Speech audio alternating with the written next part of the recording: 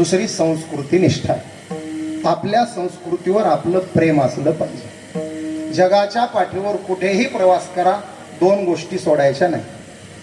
राहणीमान बदलायचं नाही आणि खानपान बदलायचं नाही. एकदा वारकरी तत्व स्वीकारलं, गळ्यात तुळशीची माळ घातली, जीव गेला तरी तुळशी माळेची तत्व जोपासल्याशिवाय राहायचं नाही.